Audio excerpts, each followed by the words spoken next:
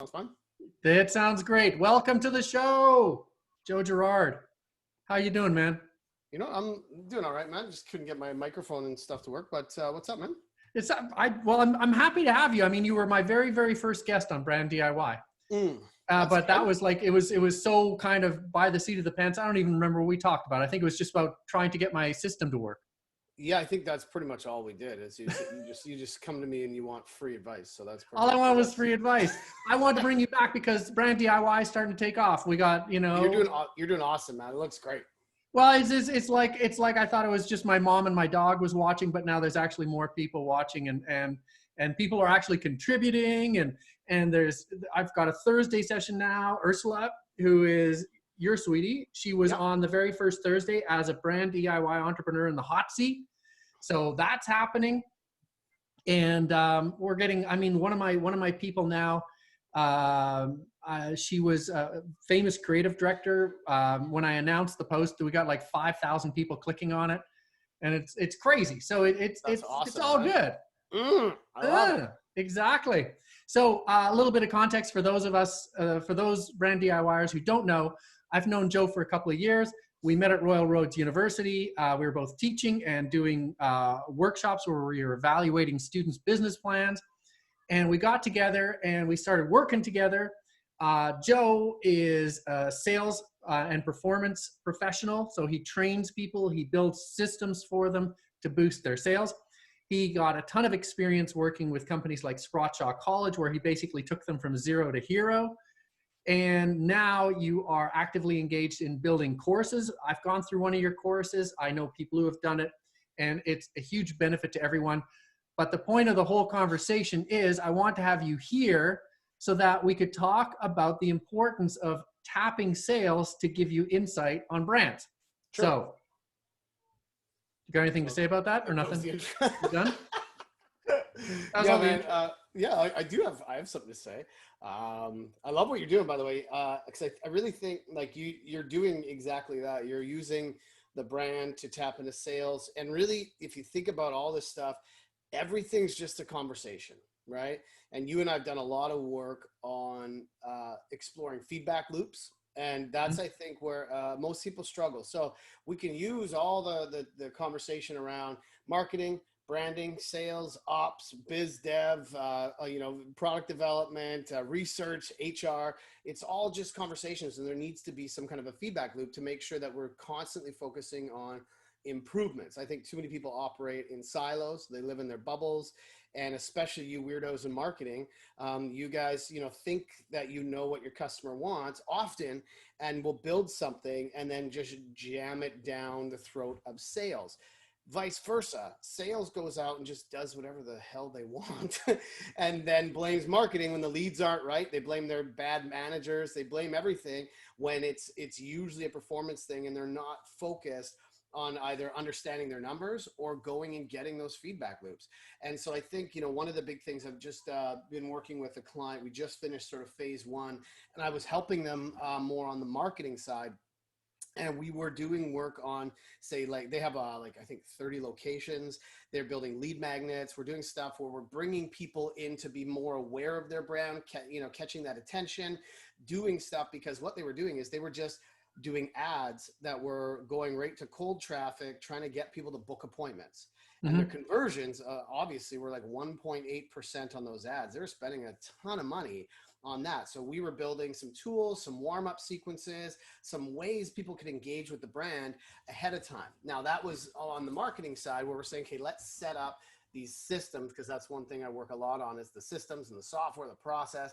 Let's set all those up for success. And now they're really happy where we're at, but that's just scratching the surface, because now we need to build this sales playbook, this continuity program from that, to be able to start to get people to actually book these appointments. And we're finding all the gaps in the customer service. We're finding gaps in the messages that the people that are now talking to the audience is not doing. So we're saying all this great stuff in marketing, and that's your frustration. You do all this great stuff, and then sales doesn't echo that. So now we've increased conversions here, but now we found out that the conversions are low here. And so it doesn't matter how many appointments you book. If your team can't convert those, you're screwed. And it doesn't matter how well your team converts appointments if you're not setting them up to win. So this is really what my big focus on is with the sales playbooks, is that continuity between all the channels, the alignment between marketing and sales, and that the customer journey is really seamless. Now talk to me. I'm starting my company. I'm just out of the garage. I got to sell stuff, obviously. Yeah, If you were to build a playbook, or I know you have playbooks for this, so I'm leading you in, but if you had a playbook for this, for an entrepreneur just out of the garage, needs to drive sales, but also wants to be able to take notes and go, aha, there's an insight to build into the brand. Aha. What do they do? Where do you start them? Here, my gut is always prospecting, is outbound, but not cold calling. Okay. And that's kind of the misnomer that a lot of people have, is like, I don't want to cold call and get a bunch of rejection. The truth is, people that don't get good at cold calling or prospecting or interrupting others, they're going to have skinny kids, man. That's the bottom line. You need to get good at understanding how to go talk to people about what you have and test your language really fast. So if you're starting out, you have an idea. Here's my assumption for anybody that's thinking like that, is your idea is good. People want to give you money for it, and you can actually help them solve a problem. If your idea sucks, this part might not work as well. You could still sell it.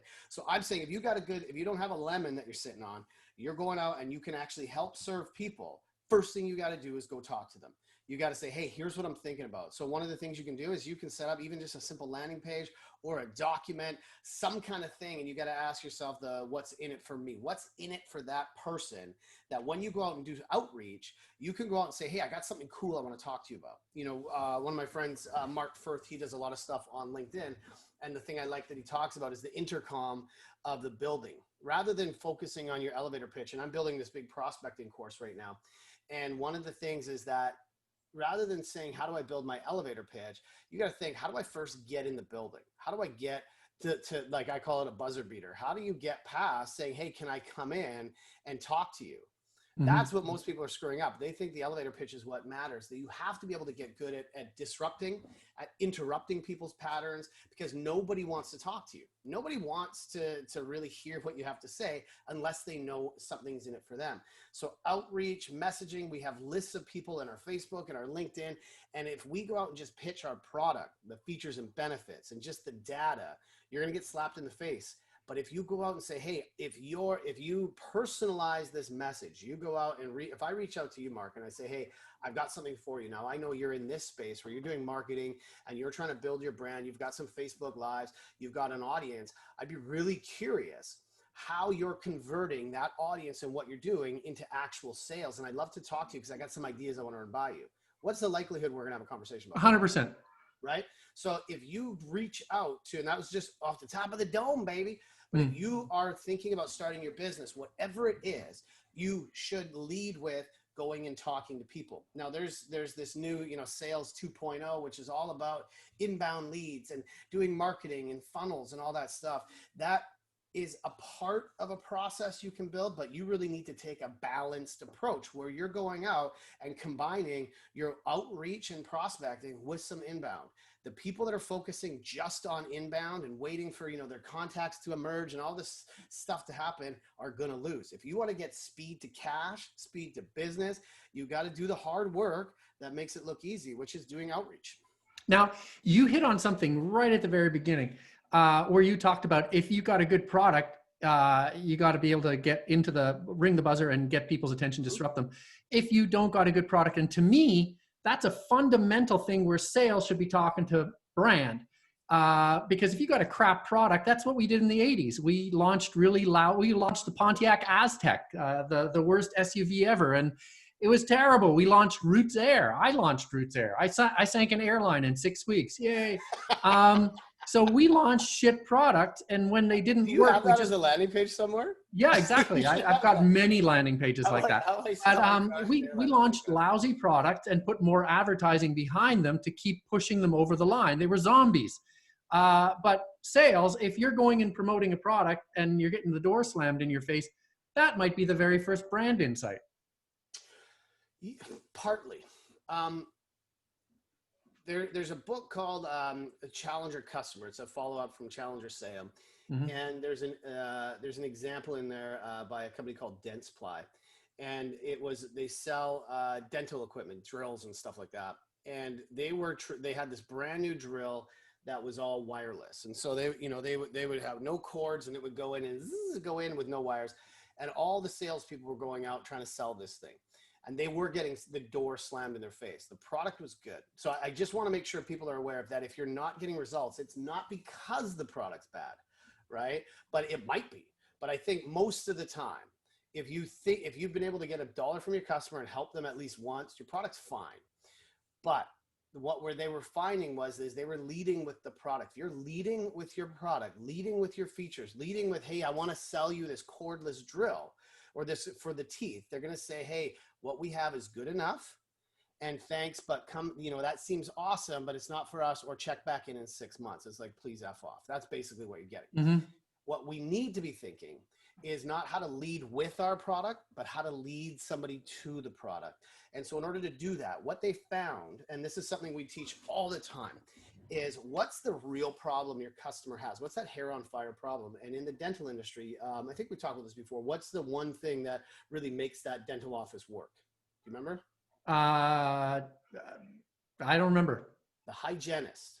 Ah, That's where all the throughput of a dental office is. Because if you have that dental hygienist working at pace, then you can run a very consistent practice, because the dentist comes in, does their part, but the dental hygienist is throughput for the business. If that thing starts to suffer, if you start to have that dental hygienist going on more holidays, if you lose a good one, anything like that, think of any business, that piece that just drives what's the beat of the drum, that's the thing that runs the business. If that thing goes down, we're screwed. So what they did is, instead of saying, hey, I want to show you this drill we've got, they did a whole outreach campaign around, let me show you how to increase the lifetime value of your dental hygienist, yeah. how to keep them healthy, how to decrease the amount of workers' compensation claims, how to make sure you don't lose this person that really runs your business. And people said, yeah, come talk to me. And they showed them a bunch of stuff. And one of the things they showed them is that because of the way that they hold a drill and the wire that goes across their forearm, that was increasing the amount of carpal tunnel incidents by X amount of percentages. And the dentists go, oh shit, what do we do about that? They said, well, good news, we've got this drill. And they said, I'll take 2. So that is an example of, the salespeople coming back saying, hey, this product sucks, or we need to discount, or I'm chasing these people. They don't have time. They want me to check back in. Let's add more features to it. Let's add more value. Let's bundle it with other offers. I think that's the default action that people take, is they say, I need to do more with our stuff. They go back to marketing and say, hey, your marketing's not good. I need a glossier brochure. I need a better landing page. But in reality, we're not speaking to the real emotions of our customers. So if you're going and doing outreach, you better know what they're really dealing with. Because if you don't talk to what their problems are, and you just try and solve it with a feature, with a product, you're just going to get the door slammed in your face, and then don't blame marketing. So, and then what happens is that you start to go, it's not working. Let's cut the price. And then you're down the death spiral. You ran into that when we talked about a year ago, when you were trying to build your workshops. Yeah. You said, man, nobody wants this thing. And I said, well, how are you talking about it? And you said, well, I'm going and telling you were talking to people that have done business with you before and saying, hey, I have this awesome workshop. They're going, nah, I don't know if that's for us. Check back in a little bit. It's not a good fit. Because you were talking about, I've got this workshop and it does this, this, this, this, and this, and this. And you were just feeling like, maybe my workshop shit. Maybe this isn't a good fit. Maybe they don't need it. Maybe I'm terrible. And then we start to ask, and we tell ourselves all of these things that aren't true. Your product was good. That's why I feature you in my new program I'm building, because your product was really good. The way you were talking about it was really bad. You just changed a few things about talking about them and what they're trying to do, making it about their reality, their current, their future reality. You're looking at sharing an insight where they're going, I never thought about it like that. And then you're connecting to their real problems. Then they go, okay, well, what is it? Now you can tell them all about your features and benefits. Talk to me. This was one of the biggest revelations when I started working with you and you started pulling my business apart, was the cold call. Because when you're in marketing, you assume that selling is a dirty business because you live up in the office tower and you don't totally. And so and you think that you're above sales, and it's criminal. And when we pulled my business apart, we started doing a 3-part cold calling process. And what blew me away is that it was never like, hey, could you use some marketing things? And they just slam the phone on you and you cry. What it was, we all started with research. And talk to me about the research that gets people to click on your introductory video. And then we're going to talk about the introductory video in a second too. Sure. It's, and we think about, like, I think salespeople and cold calling gets a rap. I love the word interruption, because anytime we're doing outreach to somebody, it is an interruption, right? We're stopping them from doing what they're doing. And our natural, reflex in our amygdala is to say, no, I don't want this. That's a knee-jerk reaction. So people don't want it. And we do it all the time, right? Like if somebody calls me and they're trying to sell something, I'm terrible to salespeople. Yeah. Unless they're good, but most people suck. So we have an opportunity to cut through the noise of shitty salespeople if we do it just a little bit better. It doesn't have to be you don't have to, like, the thing that you can tell is you might, like, I don't know if you get these calls, but you get a call and you're like, hello, you don't understand the number. First of all, bad sign. So the number's not there. You're like, who's this? And then it's quiet. Mm-hmm. And then you hear the noise of the call center. And it's like, oh, hi, Mr. Girard. And somebody's overly enthusiastic. They've checked all the boxes of no, thanks, not interested. And that's the reaction. So we're conditioned to say no, thanks. So if you're going to stand out, one of the ways you can do it is to not be overly enthusiastic, calm down a little bit, be more professional, and make it all about them. If you're going to interrupt, you need to then disrupt whatever pattern they have already. And so I would call you and say, hey, Mark, I was looking at what you're doing here. So first of all, we're going to personalize. And I want to talk to you about this. My name's Joe. So I'm going to tell you my intentions, I'm going to tell you who I am, and I'm going to use the word because. Right? So I'm going to make sure that you know that I know a little bit about you. And that power of reciprocity means you might listen. And we're not going to say, hey, Mark, how are you doing today? Instantly you can smell that sales breath and go, hey, whatever it is, I'm not interested, man. Or you're going to say, hey, do you have time? No, I don't. So you don't ask them any questions at the beginning. I'm going to say, hey, Mark, I know that you're doing these things. I looked at what you're doing and I think we should talk about this. My name is Joe and I'm talking to you about this because, and the next thing we should do is this. And that's all I'm trying to do in 5 to 10 seconds to earn the right to get into a 30-second conversation. If I don't get that from you, I'm going to follow up, man. I'm going to send you something that looks like that in a video format, in an email format, something that you're going to go, this guy actually knows about my business. And my goal with that outreach, and I've done this to myself with salespeople, is I want them to think, maybe I should get on a call with this guy, even if it is to steal his stuff. Mm-hmm. Even if it is, I'm just going to hear it because it sounds like he knows something I don't know. I'm going to take it. I'm not going to give him any money. Then it's up to us to nail the sales call. Mm-hmm. All we're trying to do is make contact, not make the sale. We're trying to get them to say, what is that? That's interesting. Catch their attention, create some interest, get them to take action on something.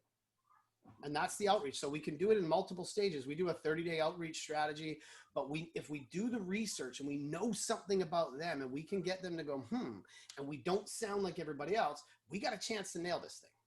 Now, I was blown away because when I started doing this with you, and what I did, I'd go and I'd research the person, but from a brand perspective, if you're selling your product, you start to understand really quickly what kind of research is good research and what kind of research is bad research. And that's the brand insight, because that's your selling message. That's your brand message. Because ultimately an ad or a marketing pitch or anything is just that. It's the same thing. Mm-hmm.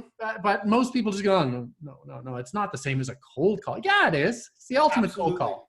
Absolutely. And so there's when we did work together, we also we uncovered something it's really important, is that there's a difference between writing for marketing and writing for sales. They need something different, right? The storytelling and the way that you structure a marketing message is vastly different than the way I would structure a sales conversation. Because a marketing message, you're leading them somewhere. You're making them feel something. Whereas a sales call, I need them to shake whatever pattern they're in. A sales message needs to make them feel almost like this, where they're like, oh, I got to do something, right? Marketing, you're not making them do something. You're like, I need you to feel something so that maybe you'll consider taking action. You'll start to move through this channel. Whereas a sales message is like, there's a sales moment, there's a disruption, there's this anticipated future regret where they go, if I don't take action on this, I might regret it. And that's what we're trying to do in that sales moment, where they start to visualize their life with this new thing.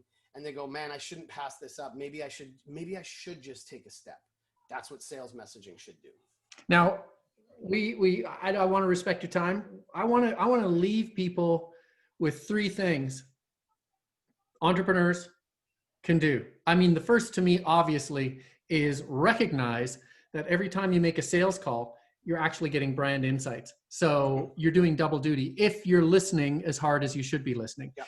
And before you pick up a phone call, you should be doing research on a person. And based on how many people actually answer the phone and listen to you, you know whether you're doing the right research or the wrong research. Again, that's another brand insight. That is, this is stuff that these folks actually want to hear about versus click, the phone goes down. I guess they didn't want to hear about that.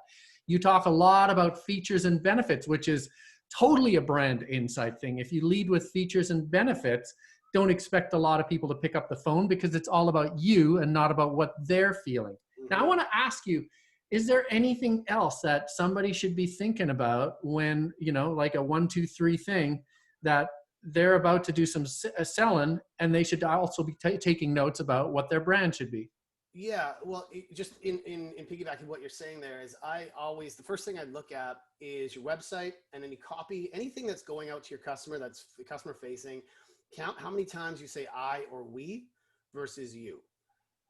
All of your messaging on both sides should be focused on the customer. What's in it for them? So I would go through and just break down emails. I do it all the time. I'll go back and look at my emails. I'm like, oh man, I talked all about myself. We don't want to lead with how great we are. We're the world class #1 and nobody cares. We say, hey, if you're this person and you're dealing with these things and this is happening, I bet you're also seeing this, and let's maybe talk about this first step. So that's one thing, is really making sure that you're speaking to them. If you're not getting a response, change it. It's just like networking. If I go, hey, blah, blah, blah, and you just stare at me blankly, I'm going to change that. It's not interesting. So that's one thing I would say is it's not that they're not interested. It's that you're not interesting. So get interesting, get really interesting, and just be interested in them. Right. So that's that one thing. The other thing is we do a lot of work on systems and process and like CRMs and all that stuff. And I get a lot of questions about, well, how do I structure all this? I don't care. I want you to grab a piece of paper, put it down, make a list of 20 people. Go and write those people down on a piece of paper on the back of your hand. I don't even care. Write it on your dog and go and phone these people. And then you check it off. Like piece of paper, that's where it's at, man. And you go through, you check it off, and you write down anything that makes them go, anything that catches their attention. That's your insight for your sales messaging and your brand messaging. If you did that with 20, 30, 50 people, 100 people, you will know exactly how to then craft your message that you can then mass message to. I see people that grab their list of 5,000 people and they send them irrelevant garbage. Phone some people, get them to go, anything that sparks a conversation, sparks some interest. That's where you start your messaging. I love that.